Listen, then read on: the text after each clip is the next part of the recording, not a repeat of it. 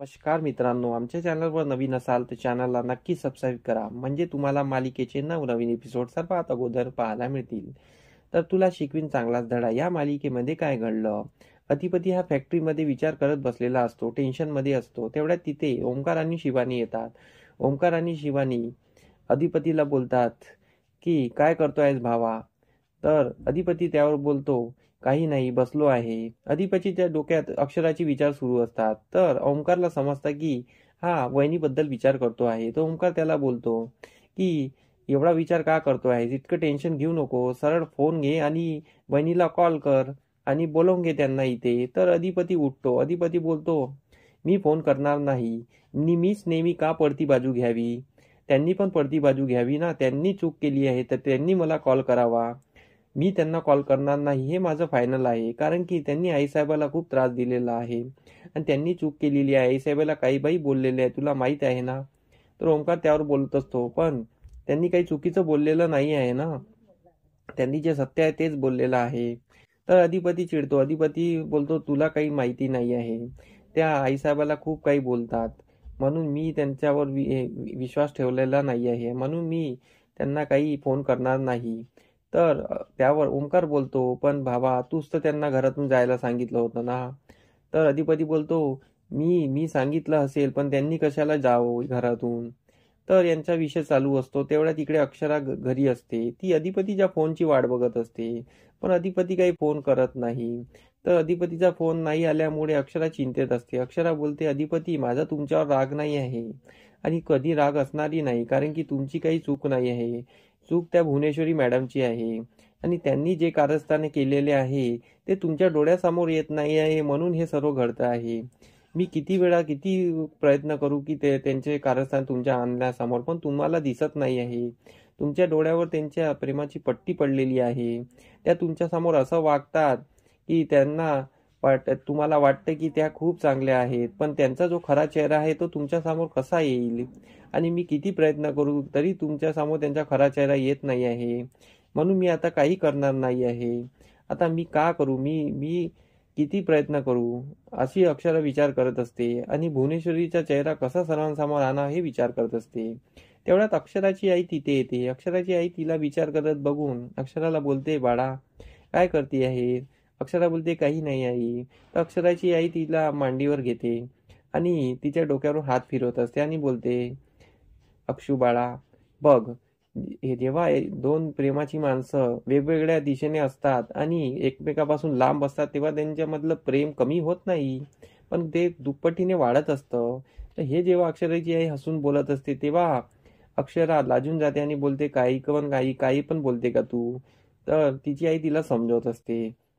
त्यानंतर तिची आई तिथून निघून जाते. अक्षरा इकडे विचारात बसलेली असते.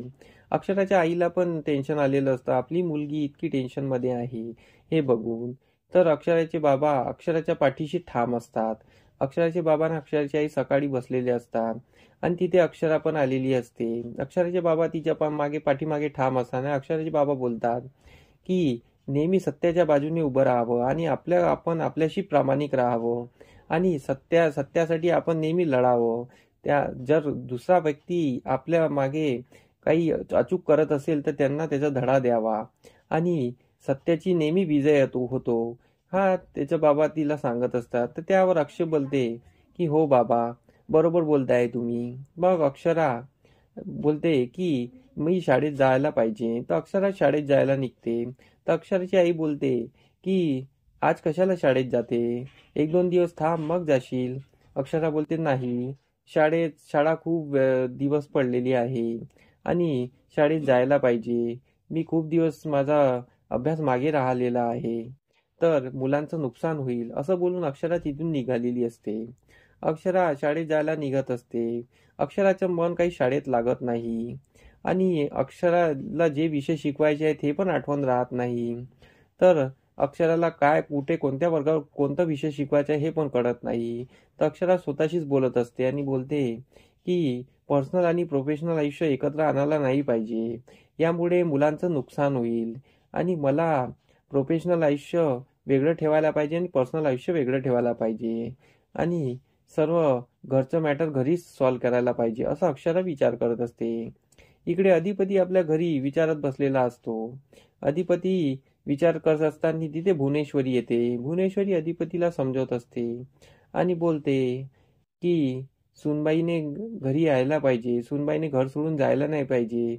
तर ती अक्षराबद्दल खूप चांगलं बोलत असते, म्हणजे अधिपतीच्या मनात घर बनवत असते आणि बोलते सुनबाईसाठी आपले दरवाजे नेहमी कायमचे उघडे असणार, कारण की त्यांनी या घरात यावं, कारण की ते या घरच्या लक्ष्मी आहे. तुम्ही त्यांना घरी घेऊन यावं, कारण की छोट्या मोठ्या गोष्टींनी घर तोडत नसतं, असं ती त्यांना सांगत असते.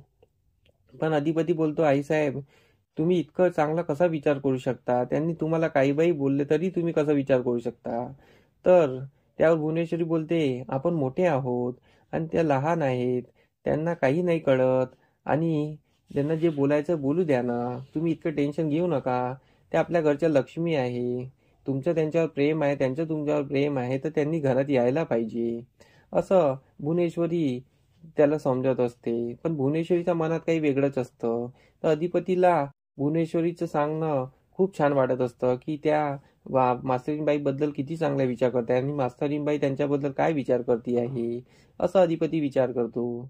इकडे ओमकार आणि शिवानी आणि अधिपती एका ठिकाणी भेटलेले असतात आणि ओमकार आणि शिवानी त्याला समजवत असतात की तू एकदा तरी अक्षरा वहिनीला भेटावं. तर अधिपती त्यावर बोलत असतो, मी भेटणार नाही आणि तुम्ही त्यांच्यावर लक्ष ठेवा, कारण की मी त्यांना कॉल करू शकत नाही ना कधी करणार. फक्त तुम्ही त्यांच्या मार्गावर राहा. त्यांना काय लागतंय काय नाही, त्यांना कोणता त्रास होतो आहे हे त्यांच्याकडे बघा. तर यावर शिवानी आणि ओंकार बोलतात की की तू बाबा असं करायला नाही पाहिजे आणि तुझी पण चुकी आहे ना. तूच तर त्यांना घरातून जायला सांगितलं होतं ना आणि तूच तर म्हटलं होतं तुम्हाला जे पटते ते करा आणि म्हणून त्या दुखावून घर सोडून निघून गेल्या. तू म्हटलं नसतं तर त्या घर सोडून गेल्या नसत्या, त्या घरातच राहिल्या असत्या.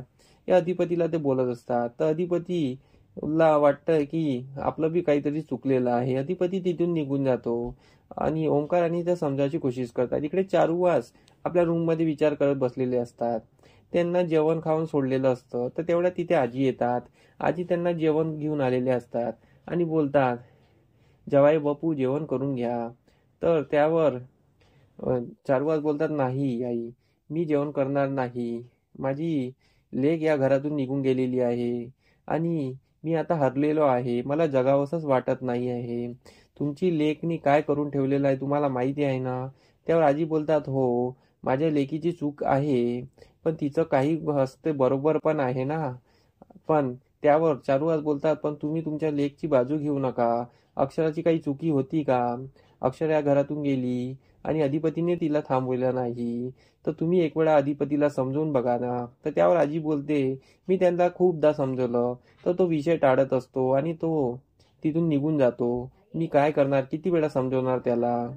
तर त्यावर चारुवास बोलतात, पण एकदा तरी समजून बघा. तर आजी बोलते, मी बघते. तर इकडे चारुवास आणि आजींचं बोलणं चालू असते आणि इकडे सर्व दुःखात सर्व काम चालवलं असतं. तर आता आपल्याला हे पाहणं रंजक ठरणार आहे की अक्षराची प्रेग्नेन्सीची जी माहिती आहे ती भुवनेश्वरीला माहीत पडणार आहे आणि भुवनेश्वरी तिचा कायमचा बंदोबस्त करणार आहे. अधिपतीला काही कळू देणार नाही आहे, कारण की अधिपतीला जर कळलं तर अक्षरा या घरात येईल आणि भुवनेश्वरीचं कट कारस्थान बाहेर येईल आणि भुवनेश्वरीचा पत्ता कट होईल, असं भुवनेश्वरीला वाटत असते. तर भुवनेश्वरी अक्षराचं जे बाळ आहे ते मारण्याचा प्रयत्न करणार आहे आणि अक्षराला पण मारण्याचा प्रयत्न करणार आहे. हे आपल्याला समोरील भागात पाहायला मिळणारच आहे. तर अधिपतीला अगोदर करण्या भुवनेश्वरी अक्षराच्या बाळाला मारते का, हे पाहण्यासाठी आमचे एपिसोड बघत राहा. धन्यवाद. हे व्हिडिओ कसे वाटलं हे आम्हाला कमेंट करून नक्की सांगा. तुमचा प्रतिसाद आमच्यासाठी खूप महत्त्वाचा आहे. तर आमच्या व्हिडिओला कमेंट नक्की करा आणि लाईक करायला विसरू नका. धन्यवाद.